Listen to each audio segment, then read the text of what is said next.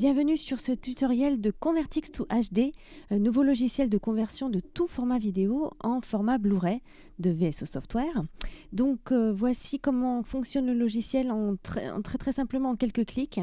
Si vous connaissez déjà notre Convertix to DVD qui lui va convertir que vers le DVD, vous allez remarquer que l'interface est quasiment la même, elle est totalement identique, donc pas besoin de tutoriel pour vous, vous savez vous en servir, vous savez qu'il est super simple à utiliser. Maintenant pour les autres qui nous rejoignent dans l'univers VSO, bienvenue, et je vais donc vous montrer comment en quelques clics vous allez pouvoir convertir n'importe quel format de vidéo en Blu-ray et les graver ensuite sur Blu-ray. Alors voilà, j'ai insérer un fichier vidéo, un petit fichier vidéo. Bon, pour insérer un fichier, on appuie sur ce petit icône vert là. Moi, c'est fait. Donc voilà, on voit maintenant donc il a été inséré. On voit ici, très important, la prévisualisation vidéo. Donc vous allez pouvoir jouer le fichier. Voilà, vous allez grâce à cet écran pouvoir vérifier tous les changements que vous allez faire à la vidéo vont pouvoir être vus en live grâce à la prévisualisation. Donc les changements justement, ils sont juste là-dessous, sont très faciles à utiliser.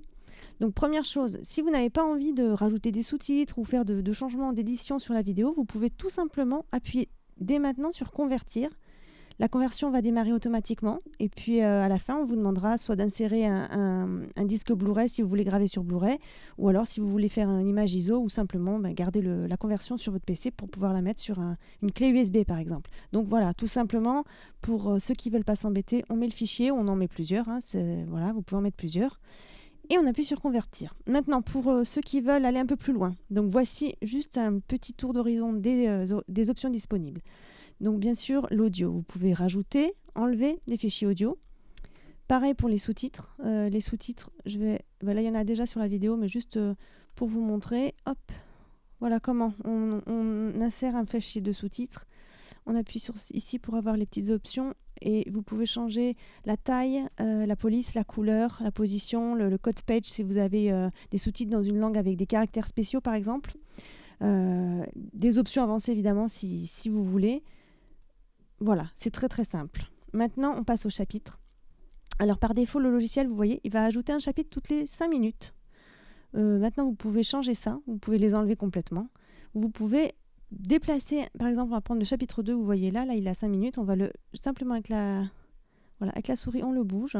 Et là, vous voyez que sa position a changé. Donc ça peut être très intéressant pour caler un chapitre pile à un moment où vous voulez dans la vidéo pour pouvoir naviguer plus facilement.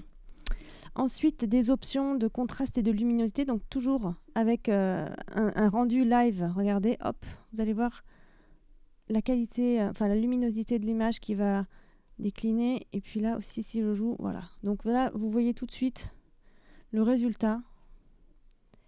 Et donc, ça vous permet d'avoir vraiment quelque chose de très personnalisé. Ensuite, pour faire pivoter la vidéo, évidemment, ça peut être utile si vous avez des vidéos de smartphone qui sont souvent chargés à l'envers, en tout cas sur leur côté. Donc là, on peut pivoter la vidéo. Maintenant, des options pour l'image en elle-même, la taille de l'image par rapport à votre écran, si vous avez un 16/9 ou autre. Donc vous pouvez rajouter des barres noires ou étirer la vidéo. Enfin, voilà, ça, pareil, avec toujours le rendu en haut en live. Ensuite, option très importante, très intéressante pour enlever des morceaux de vidéo. Donc si vous avez de la pub ou n'importe quoi que vous voulez enlever dans la vidéo, vous pouvez le faire. Évidemment, vous pouvez le faire plusieurs fois. Vous n'êtes pas obligé vous n'êtes pas limité à une seule découpe. Alors je vais vous montrer comment ça marche. La seule chose à retenir, c'est qu'on va enlever les morceaux qu'on ne veut pas.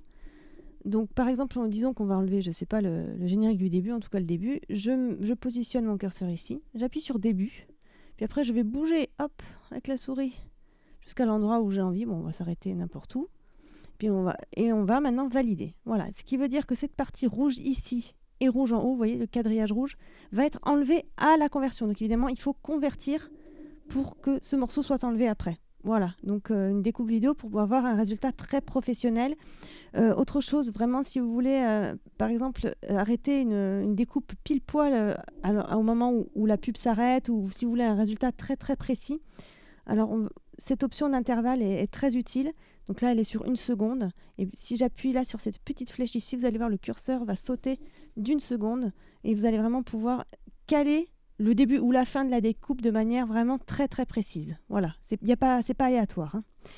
Et puis dernière option, importante aussi si vous avez par exemple des petits fichiers de caméscope que vous voulez coller entre eux pour n'avoir qu'un seul à la fin. C'est ici avec l'option de fusionner des fichiers entre eux. Alors vous mettez toujours le premier fichier normalement dans le logiciel, hein, toujours avec, en faisant un glisser-déposer.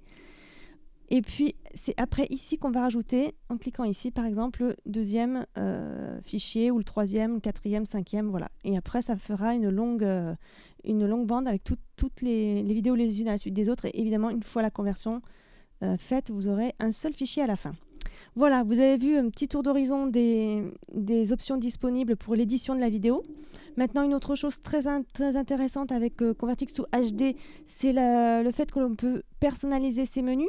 Donc, on propose chez VSO plusieurs modèles de menus. Donc voilà, suivant peut-être le thème de votre vidéo, vous pouvez adapter le type de menu au thème de la vidéo. Bon, par exemple, on a un modèle pour les polars, ce genre de choses.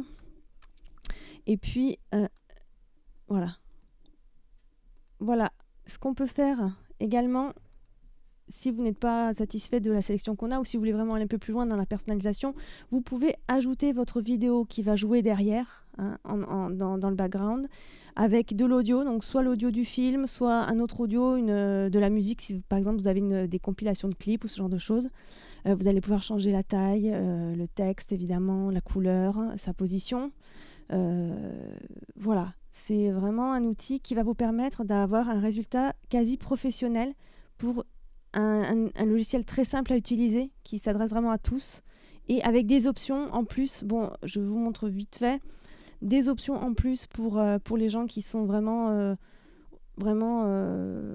qui veulent un résultat au top, je dirais, hein, avec l'accélération matérielle pour avoir des conversions rapides.